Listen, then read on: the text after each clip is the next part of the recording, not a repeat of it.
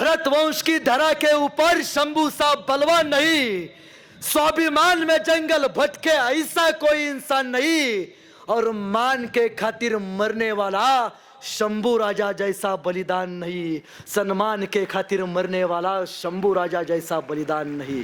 हर हर महादेव आवाज सुटला, हर हर महादेव आवाज सुटला, मुघलांच्या कपाळी घाम फुटला। आम्हा मर्द मावळ्यांच्या झळकल्या चमकत्या तलवारी, मुघल पळती महागारी।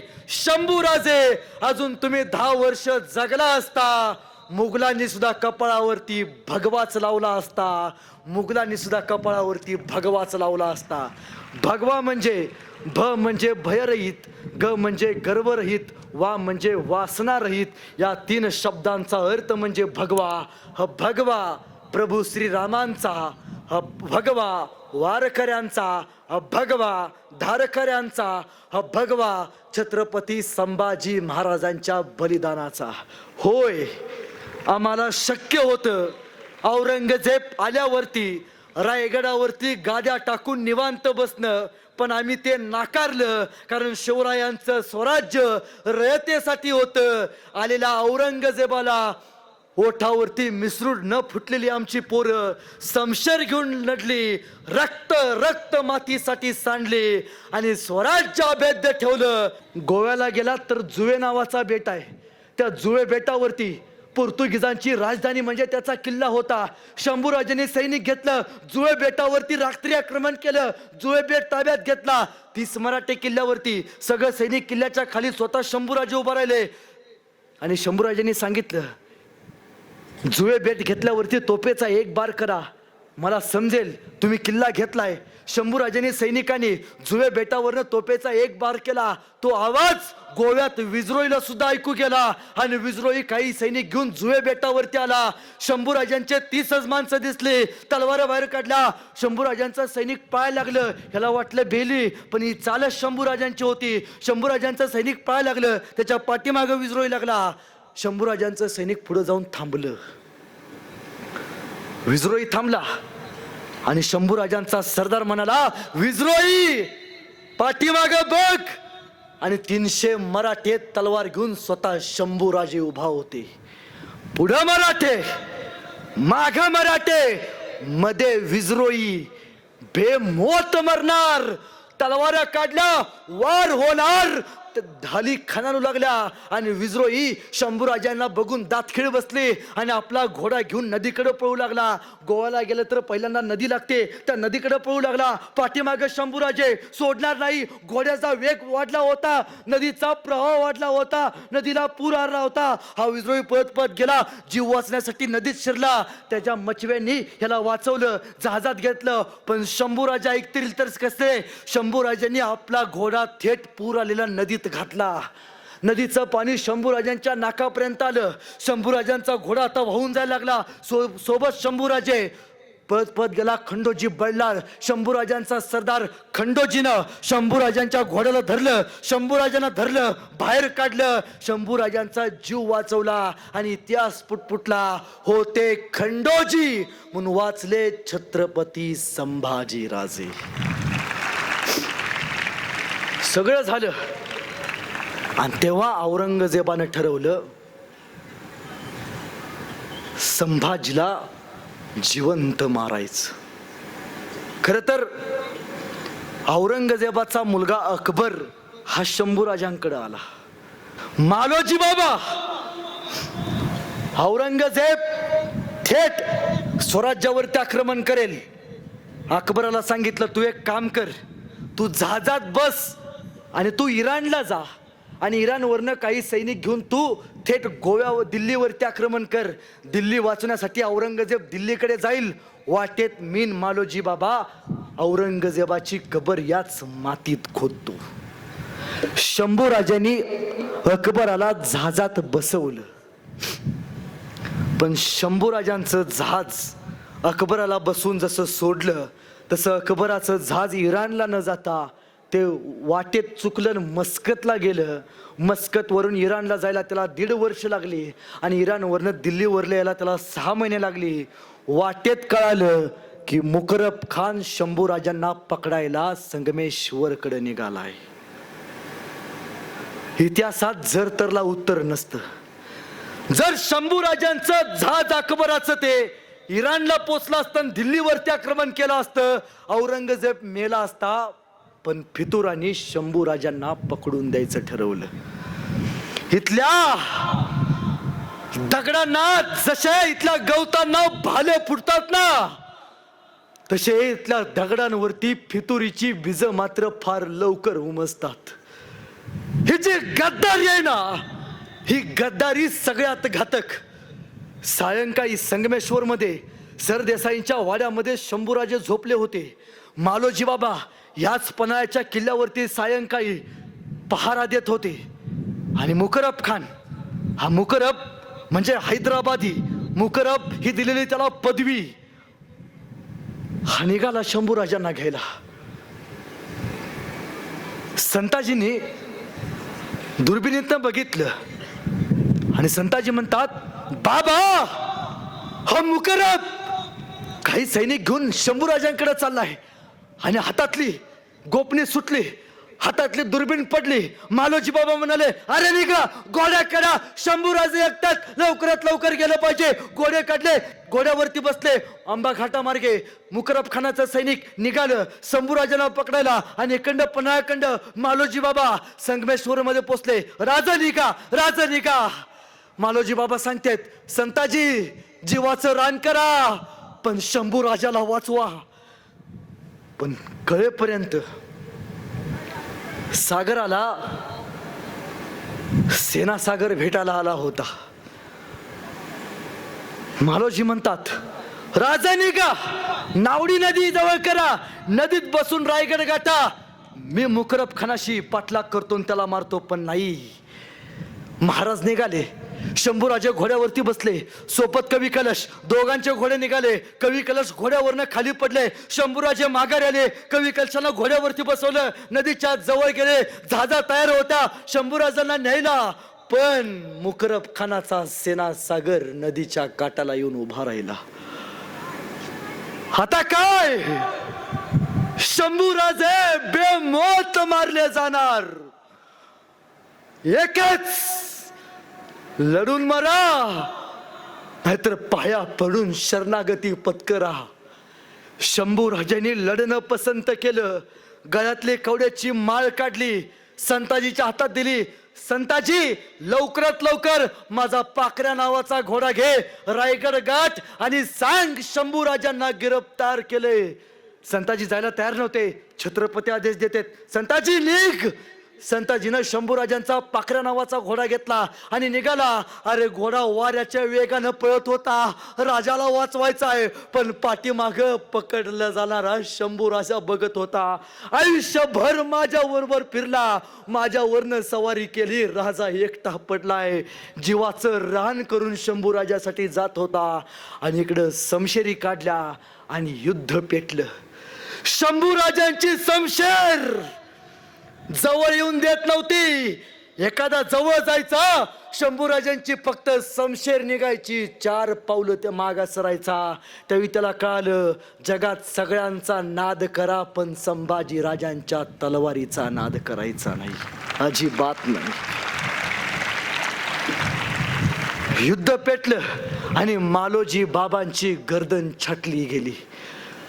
जाताना सांगत होते, जीवाचं रान करा, राजाला वाचवा, शंभूराजाला सुखरूप पोचवा. राजाचा लिओक आहे आपल्या. पण बळ तोकडं पडलं. धोर आणले, साखळ दंड आणले, शंभूराजा गिरफ्तार झाला. औरंगजेबाला बातमी कळाली, हुजूर काफर संभा आ गया. रहम दिल्ली, जिसको देखने को सपना था कदमों में लाके खड़ा किया है, अब दिखाएंगे औरंगजेब चीज क्या है. लाया जाए उसको शानो शौकत से, पहना जाए तख्ता कुला. आतापर्यंत राजा म्हणून घोड्यावरती आला असेल, उंटाला उलट बांधा. आतापर्यंत डोक्यावरती राजाची टोपी घालून फिरला असेल, विदूषकी टोपी घाला. अंगात राजाची कापडं घालून फिरला असेल, जनावरांची कातडी बांधा, कळू द्या जगाला, आलमगीर औरंगजेब यानं संभाजी गिरफ्तार केलाय. पकडलं, शंभू राजांना घोड्यावरती बसवलं, मुघली रियासतीची कपडे घातली आणि शंभू राजांना पळवत पळवत पळवत अकलूज पर्यंत पोहोचवलं. एका रात्रीत शंभू राजांना अकलूज पर्यंत पोहोचवलं. अरे अकलूजला जायला तत्कालीन काळात 2 दिवस लागत होते. कुत्र माग लागल्यासारखा मुकर पळत होता. किल्ल्याच्या तटावरनं शंभू राजाला नेलं जात होतं. पण पन्हाळ्यावरच्या धारकऱ्यांना माहिती नव्हतं आपला राजा कैद झालाय. वारीतल्या वारकऱ्याला गावकऱ्याला माहिती नव्हतं आपला राजा कैद झालाय. कळेपर्यंत अकलूज पर्यंत पोहोचवलं.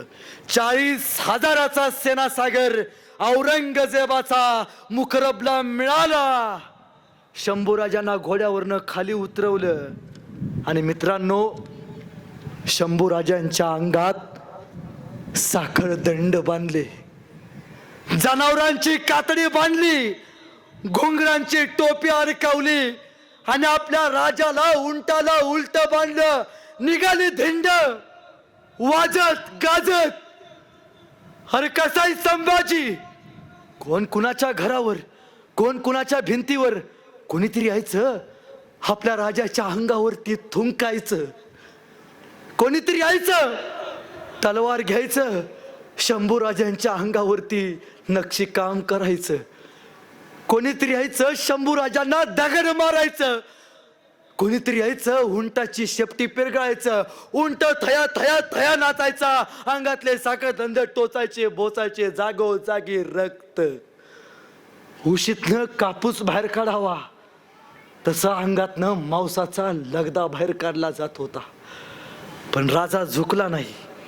राजा शरणागती अजिबात झाला नाही. राजा जगला स्वाभिमानानं. कोणामुळं आणि कोणासाठी? फक्त फक्त इथं बसलेल्या आपल्या तरुण पिढीसाठी. पण कळेपर्यंत महाराजांना बहादूरगडापर्यंत पोहोचवलं आणि सांगितलं, हुजूर काफर संभा आ गया, लाया जाए उसको, लाया जाए. आणि साखळ दंडात बांधलेला संभाजी राजा औरंगजेबाच्या समोर आणला. तख्तावरनं उठला. शंभू राजाला बघितला. 9 साल का था ये, 9 साल का. तब मुझे मिला था आगरा में, तब मैंने इसको पूछा था, क्यों रे संभा, तुम्हें हमारा डर नहीं लगता? तब इस 9 साल के संभा ने मेरे को जवाब दिया था, अरे औरंगजेब, हमें किसी का डर नहीं लगता, लेकिन हमारी वजह से सबको डर लगता है. सच कहा था. 3 चुका केल्या आयुष्यात. पहिले शहाजीला जिवंत सोडला. शहाजी मारला असता शिवाजी तयार झाला नसता. दुसरी चूक केली, आग्र्यातनं शिवाजीला जिवंत सोडला. शिवाजी मारला असता संभाजी तयार झाला नसता. तिसरी चूक नाही करणार.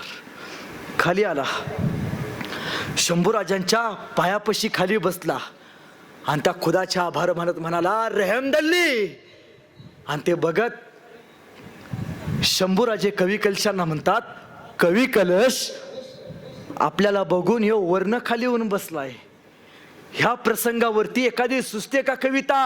हो राजन, अरे मृत्यूच्या दारात आहे, हातात साखळदंड बांधलेत, तरी राजा म्हणतो सुचते का कविता? होय, सांगा ना. आणि कवी कलश म्हणू लागले, राजन तुम हो साचे, क्या खूब लढे हो जंग, देख के तुम्हारा तेज तखत त्यजता औरंग. अहो राजे, तुम्ही काय लढला जंग. तुमचं ते शौर्य बघून औरंगजेब स्वतःचं सिंहासन सोडून तुमच्या समोर येऊन गुडघे टेकून बसलाय. चुप. आलमगीर के सामने कुछ नहीं बोलने का. चुप. पहिला प्रश्न विचारला, बता शंभू, स्वराज्य का खजिना किधर लका आहे? आणि कडाडला राजा, हा सह्याद्री माझा, तू घेतलास, घेऊ स्वतःच्या मनगटावरती. चोप चोप. दुसरा प्रश्न विचारला, म्हण कौन कौन से सरदार तुझमें सामील थे? अरे सगळी माणसं आमच्या आहेत औरंगजेब. चोप. इसकी आंखें मेरे को बहुत सताती है, ले जाए जाए इसको, बांध दिया जाए. एकीकडे शंभूराजे, एकीकडे कवी कलश. आणि सायंकाळी औरंगजेब भेटायला गेला आणि कवी कलशाला म्हणतोय, कवी ये माझ्याकडे, तुला जागीर देतो, फक्त सांग खजिना कुठं आहे. आणि कवी कलश शंभूराजांना म्हणतात, शंभूराजे सुना आपने क्या कह रहा है औरंग, कहता है आ मेरे पास जिंदा छोड़ देंगे, एक बात बता दे स्वराज्य का खजिना किधर रखा है. आणि कवी कलश औरंगजेबाला म्हणतात, अरे औरंगजेब नमक है रे हम शंभू राजे के, जिएंगे शंभू राजे के साथ, मरेंगे भी शंभू राजे के साथ. औरंगजेब हाथी घोड़े तोप तलवारें, हाथी घोड़े तोप तलवारें, फौज तो तेरी सारी है, लेकिन जंजीर में जकड़ा राजा मेरा अभी सब पे भारी है, अभी सब पे भारी है. चोप. आणि सांगितलं कुठली शिक्षा औरंगजेब सांगतोय, संभाजीला द्यायच्या अगोदर ती शिक्षा पहिल्यांदा कवी कलशांना द्यायची. मित्राला तडपडताना बघू द्या. माणसानं मैत्री केली तर ती छत्रपती शिवाजी महाराजांसारखी करावी. माणसानं मैत्री केली तर ती छत्रपती शिवाजी महाराजांसारखी करावी. शेवटपर्यंत साथ देणारी, नाहीतर मैत्री केली तर ती छत्रपती संभाजी महाराजांसारखी करावी. मृत्यूच्या समयी सुद्धा भागीदारी मागणारी याला मैत्री म्हणायचं. आणि पहिला आदेश काढला, उस संभा के आके बहुत सताती है, निकाल दो आके. शंभूराजांना बांधले. लाल बुंद तप्त सळ्या शंभूराजांच्या जवळ आला. अरे ज्या डोळ्यांनी आयुष्यभर महाराजांना बघितलं, डोळे जाणार होते, जवळ आल्या. लाल बुंद तप्त सुळ्या धूर सोडत होत्या, जवळ आल्या, खुपसल्या डोळ्यात, आत गेल्या. शंभूराजांचं भोबळ घेऊन बाहेरवला. डोळे उरले नव्हते, उरल्या होत्या कबीरने खोपण्या, उग्र रक्त बाहेर काढणाऱ्या. डोळ्यात काटूक गेलं ना, 2 दिवस डोळ्यात घेऊन बसतो आपण. लेकरांनो, आपल्या राजाच्या डोळ्यात गरम सळ्या घातल्या असतील, किती वेदना झाल्या असतील, पण राजा शांत. आणि दुसरी शिक्षा सुनावली, कान कलम कर दिया जाए उसकी. ज्या कानानं आयुष्यभर सह्याद्रीचं सौंदर्य ऐकलं ते कान आता जाणार होते. हापशी जवळ आले, शंभूराजांच्या जवळ आले, तलवार बाहेर काढली, साप पकडण्या तलवार चालवली, शंभूराजांचे कान कलम केले. कोणीतरी यायचं, शंभूराजांच्या अंगावरती दगड मारायचं. कोणीतरी यायचं, आपल्या राजाचा हात धरायचं, हाताची बोट कापायचं, कुत्र्या गिधाडांना खायला घालायचं. कोणीतरी यायचं, राजाच्या गुडघ्याच्या वाट्या काढायचं, फेकून द्यायचं. एक जणाला त्यानं आपल्या राजाच्या अंगाला मीठ चोळलं.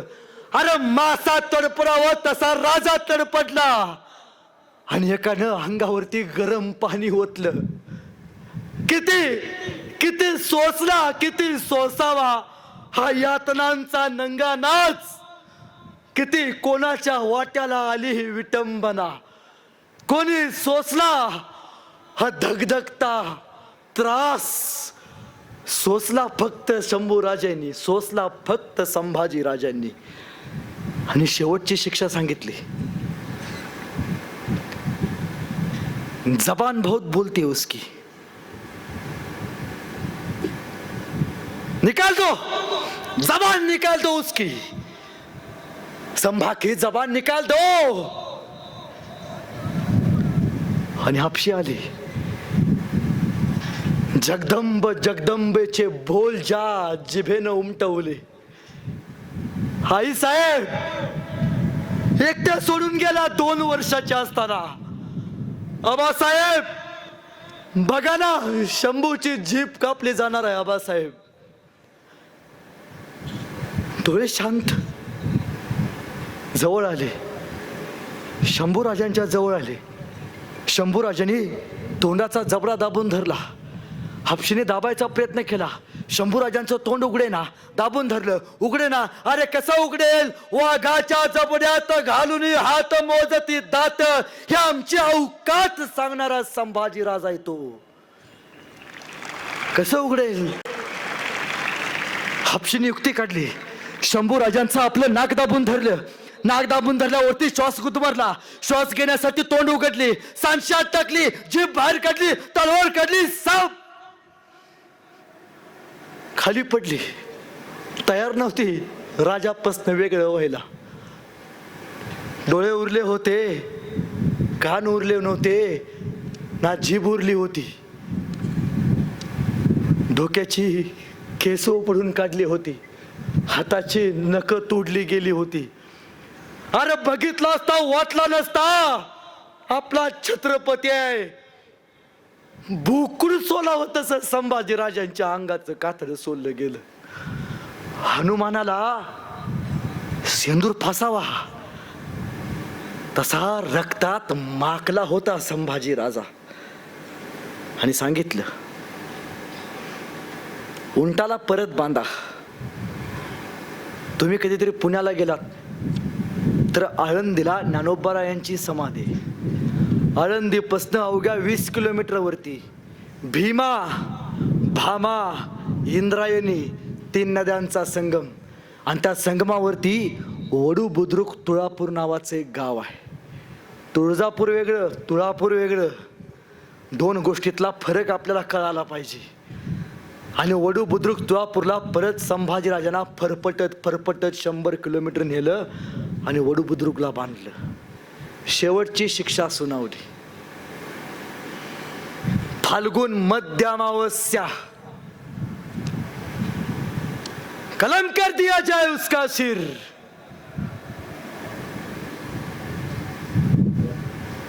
आणि हापशी निघाली. वारा स्तब्ध. पक्ष्यांचा किलबिलाट थांबला होता. सह्याद्रीही शर्मेनं राजाकडे बघत होता. हसता तानाजी बाजी यसाजी शंभू राजांच्या जीवाला हात लावून दिला नव्हता. पण ही माणसं नव्हती ही राजांना वाचवायला. ना होते बहिर्जी, ना होते यसाजी, ना होते तानाजी. जवळ गेले. शंभू राजांना बघितलं. छावा कसा असतो पहिल्यांदा जवळून बघितलं. तलवार बाहेर काढली. सप्प करण्यात तलवार चालवली. शंभू राजांची गर्दन मातीमध्ये खाली पडली. शंभू राजांचा देह धडा वेगळा करण्यात आला. शंभू राजांच्या तोंडून एक वाफ निघाली. वाफेबरोबर माती आकाशात उंच उडाली. आणि उडणाऱ्या मातीला माझा शंभू राजा सांगत गेला, सांगा आबासाहेबांना, तुमचा छावा मातीत नाही मेला, तुमचा छावा मातीसाठी मेला. अरे मातीत मरणारे कैक असतात, मातीसाठी मरणारे धर्मवीर छत्रपती संभाजी राजे असतात, सांगत गेला. औरंगजेब तिथंच नाही थांबला. औरंगजेबानं शंभूराजांची गर्दन उचलली, भाल्याला रवली, वाजत गाजत धिंड काढली. अरे राजा मराठ्यांचा, त्याची धिंड गर्दन लावून भाल्याला नाचवली. नाच काम केलं राजांच्या गर्दनी सोबत. इंद्रायणीच्या तीरावरती आणली, भाला रवला.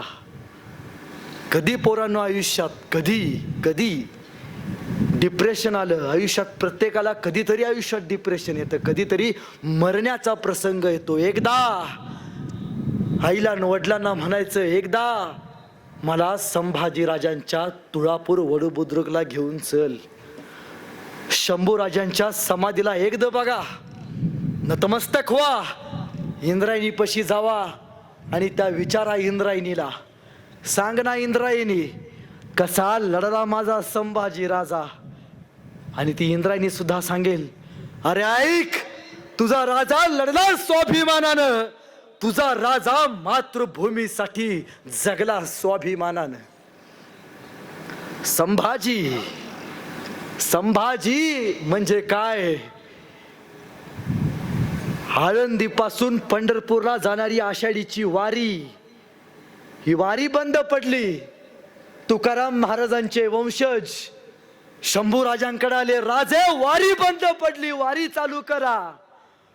शंभूराजांनी वारकऱ्यांच्या रक्षणार्थ धारकरी पाठवले आणि आळंदीपासून पंढरपूरला जाणारी आषाढीची वारी संभाजी महाराजांनी चालू केली. आळंदीपासून पंढरपूरला जाणारी आषाढीची वारी चालू करणारा राजा म्हणजे संभाजी आहे. पाषाणकोटच्या लढाईत जळते बलुते अंगावरती येत होतं, त्याच्यापासून संरक्षण व्हावं यासाठी जगातल्या पहिल्या बुलेट प्रूफ जॅकेटचा शोध लावणारा राजा म्हणजे संभाजी आहे. 120 लढाया करून एकाही लढाईत पराभूत न होणारा राजा म्हणजे संभाजी आहे. अरे संभाजी म्हणजे काय? तर म्हणजे संकटाशी, भा म्हणजे भारतीयांनी, जी म्हणजे जिद्दीने कसं पेटावं, तया नाव आहे संभाजीराजे, तया नाव आहे संभाजीराजे. शंभूराजे गेल्यावरती एक कवी मित्र एके ठिकाणी म्हणतो, रक्त सुद्धा रडलं होतं माझा राजा गेल्यावर. रक्त सुद्धा रडलं होतं माझा शंभू राजा गेल्यावर. थकला नाही कधीच तो अनेक युद्ध केल्यावर.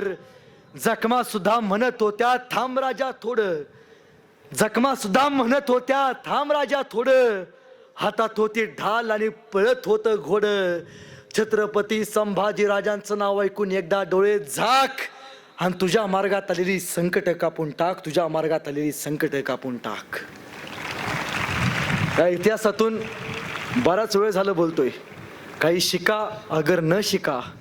इतिहासातून एक गोष्ट शिका, लढाईचा जमाना गेलाय, पेनचा जमाना आलाय. Doctor B.R. आंबेडकर एके ठिकाणी म्हणतात, शिक्षण हे कशाचं दूध आहे? वाघिणीचं दूध आहे. आणि जो पोरग, जो मनुष्य हे वाघिणीचं दूध पेल तो गुरगुरल्याशिवाय राहणार नाही. पोरांनो आपण शिकलं पाहिजे. उभ्या आयुष्यात संभाजी महाराजांनी 4 ग्रंथ लिहिले. बुधभेषणम, नखशिका, नायिका भेद, 7 शतक, 13 भाषा, 16 भाषा संभाजीराजांना अवगत होत्या. निदान त्यातल्या आपल्याला 4 तरी भाषा याव्यात. या इतिहासातून फक्त एवढंच शिका. माझ्या घरी कधी या, मी जन्मल्यापासून आतापर्यंत एकदाही TV बघितलेला नाही. माझ्या घरात TV नाही. माझ्या वडिलांचं 50 लाखाचं घर आहे, पण 50,000चा सुद्धा TV नाही.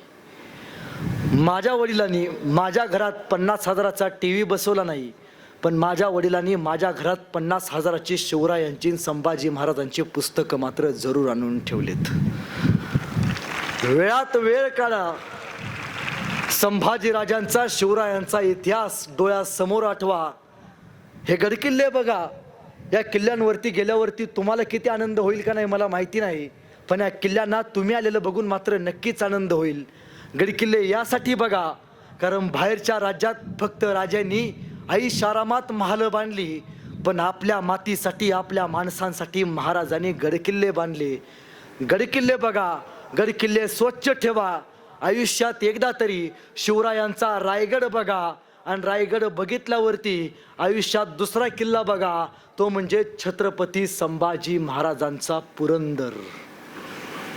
ज्या मातीनं संभाजी राजा नावाचा छावा जन्माला घातला, त्या मातीला एकदा नमन व्हा, नतमस्तक व्हा, तिच्या पाठी चरणी व्हा आणि तिच्याखंड, त्या मातीखंड चांगली प्रेरणा घेऊन स्वतःचं ध्येय सिद्ध करण्याचा प्रयत्न करा, यशस्वी व्हा. आज अनेक विद्यार्थ्यांनी अनेक पारितोषिकं मिळवली. येणाऱ्या काळात जे न राहिलेली लोक आहेत, ज्यांना पारितोषिक मिळालेलं नाही, त्या लोकांनी आपलं गुणवत्ता सुधारावी आणि अशीच पारितोषिकांची मालिका वाढत जावी, एवढीच आशावाद व्यक्त करतो. खरं तर राजस्थानचा एक कवी आहे जो शंभूराजांवरती म्हणतोय कि भरत वंश की धरा के ऊपर, बलिदानावरती म्हणतोय संभाजी राजांच्या, भरत वंश की धरा के ऊपर शंभू सा बलवान नहीं, भरत वंश की धरा के ऊपर शंभू सा बलवान नहीं, स्वाभिमान में जंगल भटके ऐसा कोई इंसान नहीं, और मान के खातिर मरने वाला शंभू राजा जैसा बलिदान नहीं। सन्मान के खातिर मरने वाला शंभू राजा जैसा बलिदान नहीं।